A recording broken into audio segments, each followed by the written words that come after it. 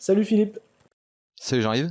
Donc nous allons proposer une émission chronique anticapitaliste qui va revenir un petit peu sur les bases du système capitaliste, sa mise en œuvre, comment tout ça est soutenu, y compris inconsciemment par beaucoup de gens, et comment on pourrait éventuellement s'extraire de ce système. Mais bon, on va faire les choses tranquillement.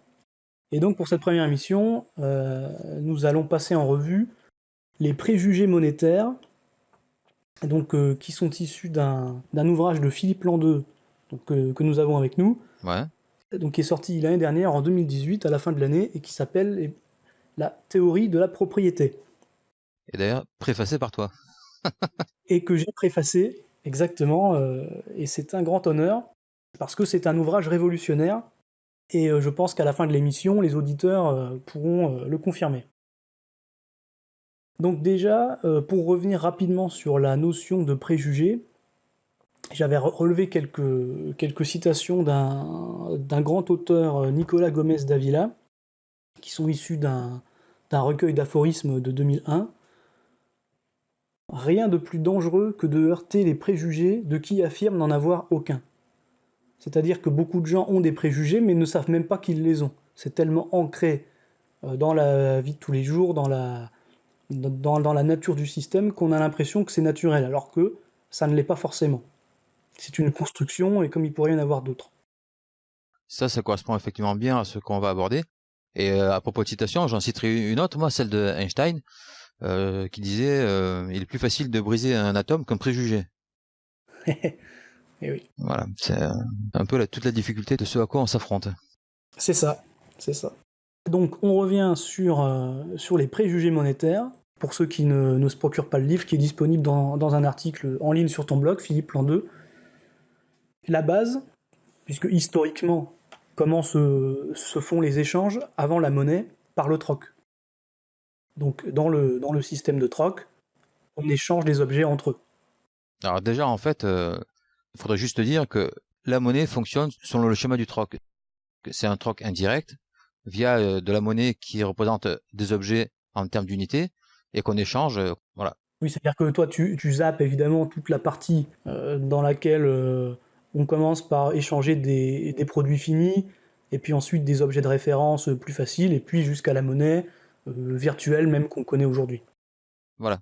Là, il ne s'agit pas de faire l'historique de la monnaie, c'est juste d'étudier les mécanismes du troc, parce qu'en fait, ce sont des mécanismes du troc et de ses conséquences que découlent les préjugés qu'on va étudier. Parce qu'en fait, on a intégré, sans s'en rendre compte, le fonctionnement de ce système et ses conséquences. Et c'est ça, en fait, qui devient les préjugés. Donc on passe au premier préjugé, donc, qui vient de cette simple définition hein, du troc, qui est un échange d'objets. Les premiers préjugés découlent du fait que le troc est un échange d'objets. Ce qui entraîne quoi? C'est qu'on part du principe qu'un échange, c'est nécessairement un échange d'objets entre individus. D'autre part, que l'enjeu de l'échange, ce sont les objets eux-mêmes. Et donc, il y a un côté matérialiste, en fait, derrière tout ça, quoi. Évidemment, l'échange ne regarde pas l'État ou la société, il est purement individuel. Absolument, ouais. Et c'est tout le paradoxe, c'est que l'État, en fait, cautionne ce système-là, alors qu'en fait, c'est quelque chose qui se passe entre individus. Donc, la conséquence de tout ça, c'est que pour faire le troc, il faut évidemment mettre des objets en équivalence. Oui, effectivement. La caractéristique du troc, c'est de mettre des objets en équivalence. On échange un objet contre un autre, ou des objets contre un autre, et de là, en fait, naît la notion de valeur marchande, qui se perpétue ensuite avec la monnaie. La monnaie qui est à la base une unité de valeur. Pourquoi est-ce qu'on recourt à de l'unité de valeur? Parce qu'on est dans un mode d'échange qui recourt justement à cette notion de valeur marchande. Et à partir de là, c'est ancré en nous. On est obligé de conceptualiser cette idée de valeur marchande. Voilà. Et on est tellement obligé qu'elle devient nécessaire. C'est-à-dire on ne peut plus faire sans. Donc derrière se passe évidemment ce qui doit arriver. C'est cette valeur des choses qui va primer sur tout le reste. Le but, c'est d'établir des échelles de valeur, c'est tout. Et de trouver la valeur du produit par rapport aux autres. Dans un premier temps, c'est les objets eux-mêmes qui sont au cœur des échanges, et ça se transpose ensuite, puisque c'est la monnaie incarne les objets sous forme d'unité, c'est la monnaie qui finit par primer, qui devient l'obsession, l'enjeu. D'autant plus que, comme on va le voir, les droits passent par la monnaie. Dans le système monétaire, les droits passent par la monnaie. Donc forcément, comme on a besoin de droits, des droits que l'on doit acquérir aux dépens d'autrui, puisque, encore une fois, c'est du troc. La monnaie, au départ, on l'a pas dans les mains, on la produit pas soi-même, il faut la récupérer sur quelqu'un d'autre, d'une manière ou d'une autre. En général, c'est par le travail, mais ça peut être de 1000 manières. C'est cet aspect qui est potentiellement antisocial. En fait, toute cette logique-là est antisociale, de A à Z. À tous les niveaux, c'est antisocial. Quand on parle dès le départ d'échanges entre individus, il n'y a aucune dimension sociale. On ne parle pas de citoyens, on parle d'individus. Le caractère social, que ce soit des objets de l'échange, des protagonistes de l'échange, du cadre de l'échange, etc., de la finalité de l'échange, il n'y a aucune dimension sociale. Jamais. C'est tout le paradoxe, puisque l'échange est quand même au cœur de ce qu'on appelle la société. Voilà, exactement. C'est pour ça que, par exemple, quelque chose comme le vol n'a pas d'importance dans un échange. On peut très bien, si on se fait pas gauler, utiliser de l'argent mal acquis ou n'importe quoi. D'une part, mais déjà, il y a une part de vol qui est légale, tout simplement. Par le jeu des valeurs, on te vole. Le vol est légalisé. T'as des gens qui travaillent pour une misère, qu'est-ce que c'est? C'est du vol en réalité. Ils sont réduits à un esclavage. Mais comme on leur donne un petit peu d'argent, c'est pas du vol. On légalise quelque chose qui en fait est totalement illégal et immoral. Ce qui est illégal, c'est de voler de force. Ça, c'est illégal. Mais si ça passe par le jeu de la monnaie, c'est légal. Tu vois, on peut te faire payer l'eau, on peut t'assoiffer, mais ça, c'est pas illégal. À partir du moment où quelqu'un a décrété que si l'eau est payante, ça, c'est légal. Voilà, donc ça c'est on a appelé la marchandisation de tout, c'est-à-dire que la valeur marchande qu'on a assignée, on va évidemment de plus en plus l'assigner à n'importe quoi. Voilà. Et évidemment, les grands trusts, les grands groupes et quelques États qui dirigent l'organisation mondiale vont pouvoir s'octroyer le droit de dire ce qui est monnayable, ce qui ne l'est pas, et évidemment, ça l'est de plus en plus. Évidemment, la finalité, c'est que tout doit l'être. Et à quel prix? Et la conséquence, c'est que tout sera détruit. Alors, on peut parler d'environnement, de n'importe quoi, évidemment de la vie des gens, etc. On est dans un système monétaire. On est dans un système fondé sur la notion de valeur. Tout ce qui peut s'échanger a une valeur potentielle. Donc, et en fait, tout peut s'échanger. Donc, au final, tout peut avoir une valeur. Et tout a une valeur, et tout a un prix, et tout devient marchandise. Mais ça, c'est la logique du système. Hein. Si on ne veut pas de cette conséquence, il faut refuser la logique elle-même. Mais on ne peut pas refuser la marchandisation tout en acceptant le système monétaire. L'un va de pair avec l'autre. Donc là, tu dis ça pour certains naïfs qui n'ont pas réfléchi à la question monétaire, mais qui pleurnichent sur la marchandisation de tout. De toute manière, on est entouré de gens qui dénoncent des problèmes sans remonter à leur cause. C'est quasiment universel, hein, parce que on parle d'un aspect, mais c'est vrai sur tous les aspects. Là, on va continuer à aborder d'autres facettes. Tout le monde tombe dans l'un ou l'autre des travers qu'on va énoncer. Hein. Ah oui, mais c'est pour ça que c'est utile de tout remettre à plat comme nous le faisons. Et donc, le point 4, on revient en fait à cette notion d'échange d'objets. Cette notion d'échange d'objets a des conséquences. On a vu que la monnaie était du droit, et en fait, dans le système monétaire, il faut échanger, et donc donner de la monnaie, c'est-à-dire en fait se dépouiller de ses droits. Ça, c'est une chose qui paraît naturelle. On a l'impression que pour avoir des droits, il faut s'en dépouiller. Pour avoir des propriétés, il faut céder ses droits. Ça, c'est un préjugé monétaire. Deuxième préjugé qui découle de ça, c'est l'idée que nos droits dépendent de quelqu'un d'autre. On n'a pas des droits en tant que citoyen, on a des droits si on a de la monnaie. Et comme la monnaie, on doit l'acquérir aux dépens d'autrui, ou sur autrui, ou grâce à autrui, une idée profonde ancrée en nous est que nos droits dépendent de quelqu'un d'autre. C'est ce que d'aucuns ont appelé la guerre de tous contre tous, entre C'est guillemets. ça, ouais, mais c'est exactement l'origine de cette idée-là, qui n'est pas fausse en réalité. Le système monétaire est une guerre permanente de tous contre tous, puisqu'il faut acquérir nos droits aux dépens d'autrui. Et on est obligé d'acquérir des droits. C'est ça, c'est ça. Et socialement, on l'entend de plus en plus avec maintenant des gens qui le disent et surtout qui le vivent, c'est-à-dire ils se battent pour ce qu'on appelle finir le mois. Voilà. Ouais. Maintenant, ça devient ça. Alors ça, ce sera encore une autre des conséquences qui est en fait l'inégalité.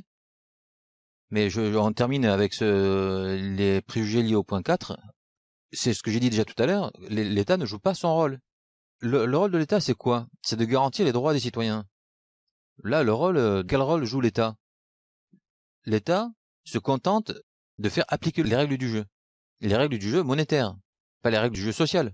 Ah oui, bah, à partir du moment où le système est monétaire, l'État aussi, forcément. L'État cautionne, en fait. Bien sûr. Cautionne un jeu qui n'est pas du tout social, qui n'est pas dans l'intérêt de ses propres citoyens. Mais il cautionne, puisque le système est comme ça, il est bien obligé de cautionner de la manière qu'il cautionne cette notion de propriété, alors que quand on produit pour soi, a priori, ça ne regarde pas l'État. Eh bien, l'État cautionne quand même. Pourquoi? Parce qu'en fait, ça fonctionne comme ça, tout le monde est pris dans ce cercle vicieux, et l'État n'a pas le choix, l'État cautionne. En fait, l'État intervient dans cette guerre de tous contre tous pour que ça ne devienne pas une guerre carrément ouverte. Et d'où ce que je disais aussi tout à l'heure, le seul vol qui est interdit, c'est le vol de force. Le vol à main armée, le cambriolage, ça c'est interdit. Oui, et pourtant, bon, ils sont légions. Ils sont légion quand même. Pourquoi? Ben parce qu'en fait, dans ce système-là, l'important c'est d'avoir de l'argent, de la monnaie en fait, qui est valable dans toutes les mains. Donc peu importe comment on se les procurer, on peut se faire attraper parce on s'est procuré de la monnaie illégalement. On dit souvent que la monnaie est pratique. Bah oui, mais c'est pratique aussi pour tout ce qui est illégal. Bien sûr. Alors là, un petit bémol d'anticipation sociale par rapport à ça, c'est que l'argent liquide est de plus en plus contrôlé, pour permettre sans doute une taxation systématique de toutes les transactions et enlever ce qu'on appelle le noir. Ouais, mais encore une fois, ça va donner du pouvoir à qui? C'est-à-dire que là, ce sera l'État qui sera le banquier du Monopoly, en gros. Hein. C'est ça. L'État et puis ses copains. De toute manière, ce sont déjà les gens puissants. Dire, tu regardes aujourd'hui, tous les médias sont détenus par les plus riches. N'appartiennent pas aux plus riches les choses dont ils ne veulent pas. Tout ce qu'ils veulent, ils l'ont en réalité. Hein. Ah bah oui, par définition. On passe peut-être à la suite. Tout à fait, ouais. Donc le troc est un échange d'objets dont les premiers propriétaires sont les producteurs. C'est ça. À la base, on est censé échanger ce qu'on produit. À la fin, on arrive sur le fait que la société donc, va garantir le droit de propriété sur la production à des producteurs qui ne produisent pas pour elle, mais pour eux. C'est ça. Donc, point suivant, la monnaie facilite le troc. Et c'est un fait. La monnaie facilite le troc. Mais il y a l'idée que la monnaie est vitale, donc indispensable et indépassable. Et donc, on va faire des pieds et des mains pour la conserver, pour ne pas la remettre en cause. Quels que soient les problèmes, jamais on ne remet en cause la monnaie. Jamais. C'est ça, la seule chose qu'on va remettre en cause, et c'est un petit peu une boutade maintenant qu'on fait à chaque fois qu'un syndicat lance une grève, par exemple, ou qu'une corporation lance une grève, qu'est-ce que vous voulez? On veut une meilleure rémunération. Bah oui. C'est-à-dire, on veut rester dans le système, mais grignoter un petit peu plus. Voilà, on veut une part de gâteau. Hein. Dans un gâteau qui ne peut pas être partagé également. Donc, Quand on parle de préjugés, là, je veux dire, on est en plein dedans. un mécanisme intrinsèque à la monnaie, c'est l'inégalité. On a dit que la monnaie reposait sur la notion de valeur marchande. La notion de valeur marchande n'a pas de sens s'il n'y a pas de différence de valeur. Alors, c'est en fait le résultat d'un compromis et qui est l'expression d'un rapport de force, c'est-à-dire que celui qui a les meilleures cartes en main va pouvoir faire céder les autres pour que tout le monde accepte son prix à lui. Voilà, tout simplement. Non, mais de manière simplement dialectique, tu peux pas avoir la notion de valeur si tout a la même valeur. Ce qui veut dire qu'il y a donc des valeurs différentes, les choses ont des valeurs différentes. Mais la valeur des choses se traduit en monnaie, et la monnaie, c'est le droit des gens. Ce qui veut dire qu'au final, tu vas avoir des gens qui auront beaucoup de monnaie et d'autres qui en auront peu. On parle de préjugés, il y a beaucoup de gens qui naissent, ils savent toute leur vie que certains biens, ils ne les auront jamais. Ils le savent. Oui, mais c'est ce qu'on dit. C'est l'inégalité qui est intrinsèque au système. Et évidemment, c'est plus facile d'être riche quand t'es né riche que de devenir riche, en fait. La plupart des pauvres restent pauvres, la plupart des riches restent riches. Après, tu peux avoir des cas particuliers, mais grosso modo, les jeux sont faits dès le départ. Hein. Et ce système est intrinsèquement inégalitaire.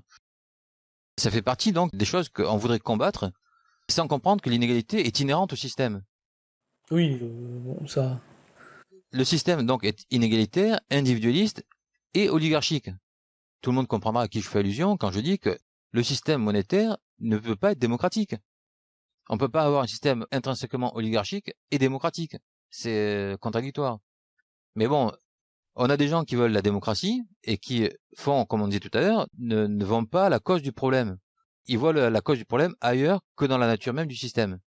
Donc, Quels sont les préjugés qui sont attachés à cet état de fait, donc de l'inégalité systémique intrinsèque de la monnaie, du système monétaire? C'est que, du coup, pour les gens, l'inégalité est naturelle, c'est-à-dire que c'est naturel d'avoir peu d'argent, d'être bridé, de se priver, et de voir dans le même temps d'autres qui ont tout et qui détruisent tout. D'ailleurs, c'est ce qui se passe. Alors de plus en plus de gens le voient, mais ne font pas le lien justement avec la nature de ce système. Qui permet aux uns de tout faire et qui empêche les autres de tout faire. Voilà. Et on l'accepte. Non seulement on l'accepte, mais on le justifie. Pour accepter ce système-là, il faut se persuader que les gens qui ont l'argent, qui ont la monnaie, le méritent. Sinon, ce serait insupportable. Il faut qu'ils le méritent, que ce soit, on leur attribue de la réussite. Alors, qu'est-ce que c'est souvent la réussite? C'est d'avoir écrasé les autres, hein. On leur attribue des vertus, enfin, tout ce qui est positif, c'est pour les riches. Et évidemment, il faut justifier aussi la pauvreté, et donc tout ce qui est négatif, c'est pour les pauvres, hein. C'est des feignants, Ce sont des ratés. voilà, c'est Alors il y a celui qui rate et celui qui réussit. l'argent est la mesure de toute chose. Donc du coup, le préjugé que finissent par avoir les gens, c'est que les inégalités, parce qu'ils les constatent quand même, n'ont rien à voir avec le système monétaire et l'argent, et elles viennent simplement des individus eux-mêmes, mettant le système hors de cause. Voilà, c'est naturel. Voilà, le fait qu'il y ait des riches et des pauvres, c'est pas une question d'argent, c'est juste que bah voilà, il y a des tocards et des vertueux, voilà. C'est ça. Et donc, au-delà du système monétaire qui est ainsi absous, même si tout le monde sait que c'est la monnaie qui permet d'acheter, plus personne ne fait le lien entre cette monnaie et le fait qu'il y ait d'énormes inégalités. D'ailleurs à ce propos, il est quand même marrant que les gens qui ne font pas le lien entre les droits et la monnaie, quand ils veulent réduire les inégalités, ils se lancent dans des mesures financières de redistribution. C'est ça. Comment est-ce que la monnaie ne serait pas liée à l'inégalité si, pour compenser les inégalités, il faut adopter des mesures financières? Bon, il faudrait m'expliquer. C'est un petit peu comme si tu joues Monopoly, mais que de temps en temps, pour que la partie s'éternise, en fait, tu remets un petit peu à celui qui a pas trop, et puis ça repart, quoi. Voilà. Ouais. Mais pas trop, juste ce qu'il faut, quoi. Oui, mais et c'est pas une question d'argent. Ben si, bien sûr que c'est une question d'argent. Mais le système, derrière, n'y est pour rien. Comme s'il y avait une sorte Voilà. Non, de dieu qui faisait ça comme ça, bon. ben c'est ce qu'on disait tout à l'heure, c'est que on va juste chercher toutes les excuses pour exonérer le système, même quand ça crève les yeux que le problème est lié à la nature du système. Tout peut s'effondrer, mais on va quand même garder nos euros, hein. C'est ça, donc encore une fois, on parle de préjugés, c'est vraiment très très fort. Donc, on a dit donc, que la monnaie donc, établissait les prix. Tout a un prix et la monnaie symbolise le prix. La monnaie est échangée en contrepartie de biens ou de travail. Du coup, comme dit l'adage, hein, tout travail mérite salaire. En fait, ça devient inconcevable de rémunérer le travail autrement. Alors, non seulement ça, mais en fait, c'est une chaîne. Les choses ont un prix. Mais pourquoi est-ce que les choses ont un prix? Parce qu'en fait, on paye le travail. Comme on paye le travail, l'entreprise, pour payer le travailleur, ben, il faut bien qu'elle récupère de l'argent quelque part. Elle le récupère comment? Ben, en vendant ses produits. Et du coup, les produits ont un prix.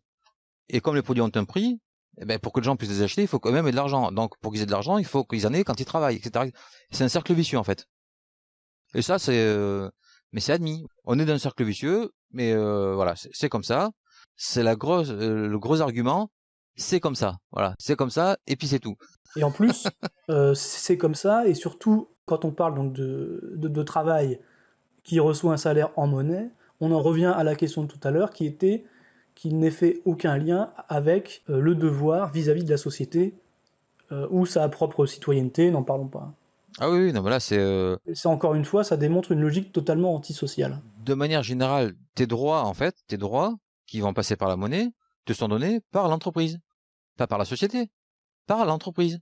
Donc, ça rejoint ce qu'on disait aussi au départ, à savoir que tes droits dépendent d'un tiers, et là, en l'occurrence, ils dépendent généralement de l'entreprise. Il y a des cas particuliers avec les commerçants, avec les détaillants, les entrepreneurs particuliers, mais de manière générale, tes droits dépendent de ton entreprise, qui peut te payer comme elle veut en réalité, hein, C'est ça. et qui évidemment essaie toujours de te payer le moins possible. Alors, évidemment, si on était égaux, Mais égaux en quoi? c'est-à-dire au sein du système monétaire, ce que d'aucuns ont appelé le communisme, on entend beaucoup dire soit il n'y aurait pas de propriété, C'est-à-dire tout appartient à l'État qui redistribue sans passer par quoi que ce soit. C'est lui qui définit qui a quoi, sauf pour une petite élite du Soviet suprême qui se partage le gâteau. Ou alors, on entend aussi beaucoup, on aurait la même chose. Tout le monde aurait les mêmes biens, comme s'il n'y avait pas d'envie différente chez les gens. Excuse-moi, tu n'as pas énoncé la cause de ce préjugé, à savoir que la monnaie sert à acheter, c'est-à-dire à s'approprier. Donc, dans notre esprit, dans l'esprit des gens, pour posséder quelque chose, il faut l'acheter. Donc, il faut de la monnaie. Et donc, l'idée, c'est que, inversement, s'il n'y a pas de monnaie, il n'y a pas de propriété. Donc, un système qui serait égalitaire, donc sans monnaie, l'idée est qu'il n'y aurait pas de propriété, ce qui en fait est une absurdité. Bien sûr qu'il y aurait des propriétés. On va pas rentrer dans ce débat-là, mais bien sûr qu'il y aurait des propriétés. À partir du moment où il y a des productions, il y a des propriétés. Bien sûr, bien sûr. Donc, la monnaie permet de payer et d'être payé. Et donc, on se dit nécessairement que la monnaie est vitale. Et qu'il est impossible de s'en passer. Voilà. Et surtout, il est impératif de justifier son existence, quoi qu'il en coûte. Tout à fait. Donc ça, on l'a déjà dit plusieurs fois. Un autre aspect, c'est la neutralité du système monétaire et de la monnaie. Ça, c'est quelque chose qu'on entend très souvent. C'est un simple moyen, c'est un outil, donc c'est neutre. Ouais. Alors, en fait, la monnaie, déjà, n'est pas neutre du simple fait qu'elle a des règles. Elle fonctionne selon des règles à elle. Donc, elle oblige les hommes à jouer à son jeu. Donc, en soi, c'est pas neutre. Ben, comme on le dit depuis le départ, le système monétaire est intrinsèquement inégalitaire. Ça se traduit forcément par une répartition inégale de la monnaie. Donc ça, c'est de manière, disons, macroéconomique. Alors effectivement, après, la monnaie, quand tu as dans les mains, elle a l'air neutre. Mais tu utilises la monnaie selon ses règles à elle. Tu vas la donner, ta monnaie. Pourquoi est-ce que tu la donnes? Parce qu'en fait, tu fais du troc, mais pourquoi tu la donnes? Ben parce qu'en fait, ça fonctionne comme ça. C'est pas toi qui fixes les règles du jeu. Tu fonctionnes selon les règles de l'argent, les règles de la monnaie. Et donc, la question, c'est, comme tu l'as rappelé, on entend souvent dire, ce n'est qu'un outil. Mais d'accord, mais c'est un outil pour faire quoi? Est-ce que tous les outils sont bons pour tous les usages? Non. Alors le problème, c'est que quand les gens s'interrogent sur le système monétaire, tout va bien, et puis ils regardent autour d'eux, et rien ne va. Mais ils font pas le lien entre les deux.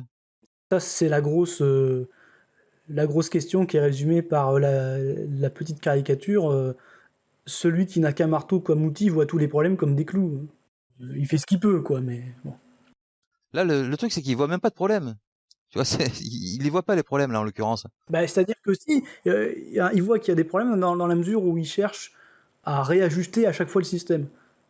Donc c'est pour ça que toutes les mesurettes dont on a parlé, elles ont lieu sur ce terrain-là. Alors on se dit on va essayer de redistribuer un peu mieux, de remettre quelques lois en place, etc. Mais évidemment, ça change globalement rien. Mais ça permet de gagner du temps et de s'acheter une bonne morale aussi en même temps. Ça me fait penser à Sisyphe. Sisyphe qui pousse son rocher en haut de la colline, et puis une fois qu'il est arrivé en haut, ben forcément il dévale de l'autre côté, quoi. En fait, c'est exactement ça. On ne peut pas atteindre une situation stable. Voilà, le système monétaire est inégalitaire, on ne pourrait même pas atteindre une situation d'égalité, donc il y aura toujours inégalité. Et l'inégalité n'est pas un principe social, en fait, c'est un principe antisocial. D'ailleurs, le pauvre très souvent rêve d'être riche, c'est pas pour c'est simplement pour passer de l'autre côté, c'est pas du tout pour rétablir le système ou quoi que ce soit. Là, ce qu'on dit là ne concerne pas les riches, ça concerne tout le monde. Tout le monde a ces idées-là en tête, le riche aussi bien que le pauvre. Tu rappelais tout à l'heure que pendant les grèves, généralement, ce qui était réclamé, c'était de l'argent. Ben, c'est exactement ça. Les pauvres ne veulent pas sortir du système qui les rend pauvres. Ils veulent juste avoir de l'argent dans ce système-là. Sauf que, intrinsèquement, ce système rend les gens inégaux. Donc, même si les gens, tu leur accordes de l'argent, ceux qui sont en bas de l'échelle, par des systèmes de vases communicants, de proportions, etc., ils resteront en bas de l'échelle. Il est connu que, par exemple, quand on insuffle de l'argent dans l'économie, ben, les prix montent. Ce qui veut dire que si tu as eu une augmentation, ben, elle est bouffée par l'inflation. Donc, les pauvres vont rester pauvres. Voilà, c'est comme ça. Ouais, ouais. Et le pauvre qui se bat pour des augmentations, ce qui est légitime d'ailleurs, je dis pas que c'est pas légitime, mais au-delà des réclamations en termes de salaire, il faut peut-être qu'ils se battent pour quelque chose de plus solide. Se battre uniquement pour des augmentations de salaire, c'est voué à l'échec. Enfin, c'est pas voué à l'échec, mais c'est tous les ans on va recommencer. Ah bah c'est ça, oui, bien sûr, mais c'est sans fin, mais ils le savent très bien d'ailleurs. Voilà. Enfin, ils s'en sont rendus compte en tous les cas, avec le temps. Bah, il serait temps, hein. Il serait temps, parce que les syndicats, pour l'instant, ils savent pas grand-chose à part ça, hein. Ah, ça fait plus de 150 ans que ça dure, quoi. Voilà, ouais, c'est bon, il faut peut-être 150 ans de plus, faut qu'ils comprennent. Donc, la monnaie avec les échanges est au cœur des rapports sociaux, donc c'est ce qu'on vient de voir. D'où le préjugé, pour beaucoup de gens, la monnaie est compatible avec la société. Alors évidemment, on n'a pas encore défini vraiment ce qu'est une société, mais avec ce qu'on appelle aujourd'hui une société, c'est-à-dire il faut 3 fois rien pour faire une société. En fait, on se pose même pas la question de ce qu'est une société. Voilà, c'est-à-dire à partir du moment où il y a un État qui prend les choses en main, même s'il est libéral et qui prend les choses en main de manière uniquement régalienne, ça reste une société, hein. Même si on ne connaît pas son voisin et tutti quanti, c'est pas grave. Même si entre les citoyens, il n'y a pas de rapports sociaux dignes de ce nom. Ouais. Société est un terme qui veut rien dire. Et inversement, quand tu essaies d'expliquer aux gens ce qu'est une société, ils veulent pas en entendre parler. Ça remet en cause tous ces mécanismes qu'on vient de voir. Bien sûr, bien sûr, bien sûr, Et donc, ça remet en cause l'argent lui-même. bien sûr. Donc, on a dit que la monnaie incarnait le droit d'échanger et d'accéder au marché, d'où un préjugé assez fort. Le droit d'accès au marché ne vient pas de nous-mêmes, il est extérieur. Ton droit d'accéder au marché, tu l'acquiers par ton devoir. Mais c'est pas toi qui l'as. Il est incarné par la monnaie. Par exemple, tu peux très bien travailler, si t'as pas de monnaie en retour, t'as pas le droit d'accès. C'est pas toi, en qualité de citoyen, qui a le droit d'accéder au marché. Bien sûr, bien sûr. C'est uniquement si tu as de l'argent. D'ailleurs, c'est bien pour ça que tu peux être un bandit, voler, cambrioler, etc.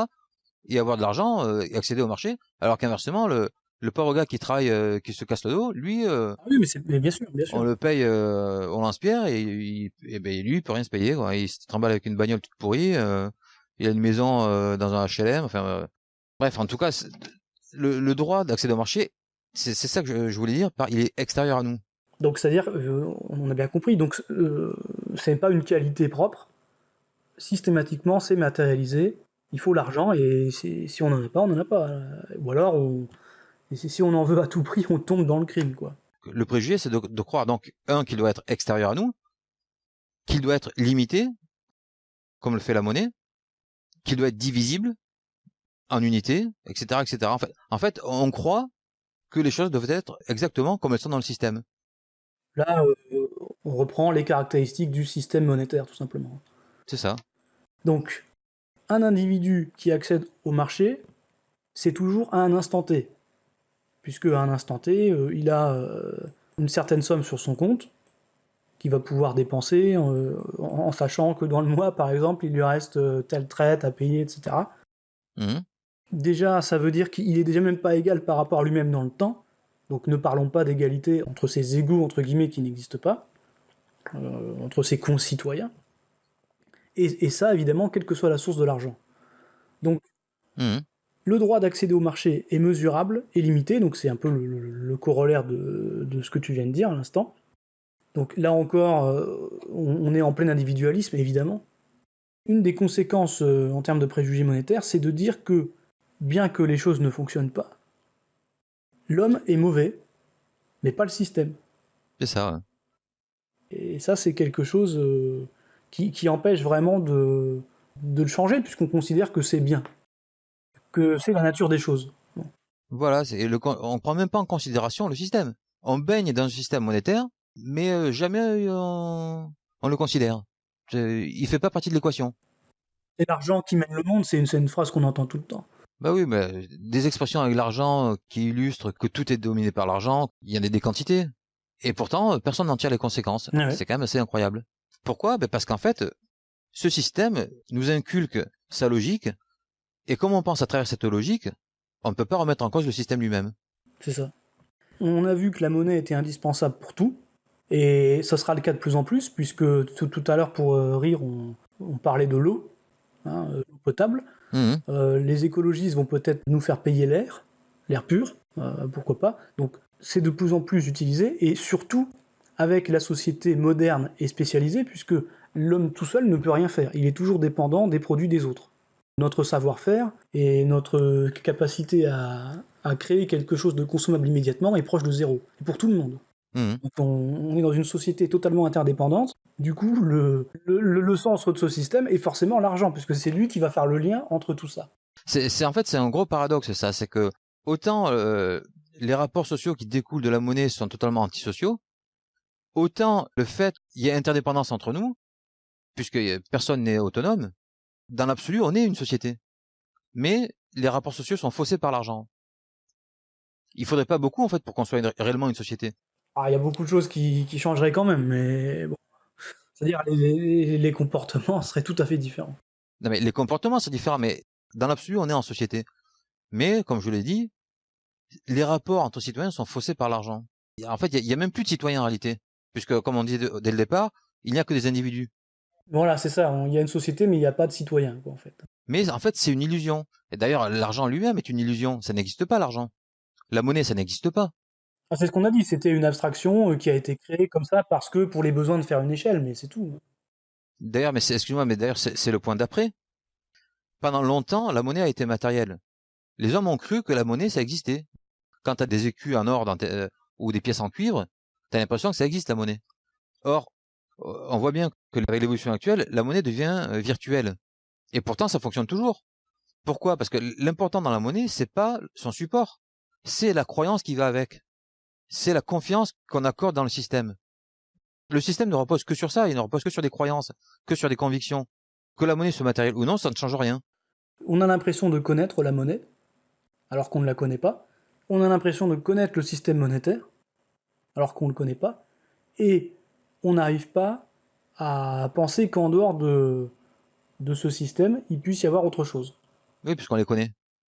C'est ça les principaux, les 3 derniers préjugés en fait, hein, qui découlent de ça. Mmh. D'ailleurs, on pourrait rappeler la définition que je donne de l'argent, parce qu'on ne l'a pas donné. L'argent, c'est la croyance que la notion de valeur marchande est nécessaire pour échanger. Voilà, c'est ça qui est dans toutes les têtes. C'est vraiment le dénominateur commun. La croyance que la notion de valeur marchande est nécessaire pour échanger. On comprend bien que de cette croyance découle la monnaie, qui met donc en œuvre le schéma du troc, et ainsi de suite, boule de neige, et on a tout ce qu'on vient de dire. Voilà. Donc, alors, la prochaine fois, on va essayer de faire le pendant des préjugés monétaires, à savoir les principes de l'ordre social. Qu'est-ce qu'une société, puisqu'on disait systématiquement, c'est pas une vraie société, il n'y a pas de vrais citoyens, tous les rapports, on parle d'échange, mais tous les rapports sont purement individuels. Eh bien, on va essayer de voir effectivement que serait une société normale, on va dire, selon ce que tu appelais les principes de l'ordre social. Voilà. De la même manière que là, on a déroulé les préjugés monétaires à partir du fonctionnement du troc, puisque finalement, ça se résume à ça. Là, on va dérouler les principes de la société à partir de la raison d'être d'une société. Alors, on exposera tout ça et on va dérouler pour essayer d'exposer au maximum ce que doivent être les principes d'une société. Voilà. Voilà. Bon programme. Ok, donc c'était la première émission, on espère que ça vous a plu, et n'hésitez pas à mettre dans les commentaires ou envoyer un mail par le blog de Philippe pour dire ce que vous avez apprécié ou pas, si on peut s'améliorer. Et donc à la prochaine émission sur les principes de l'ordre social. Salut Philippe. C'est Jean-Yves.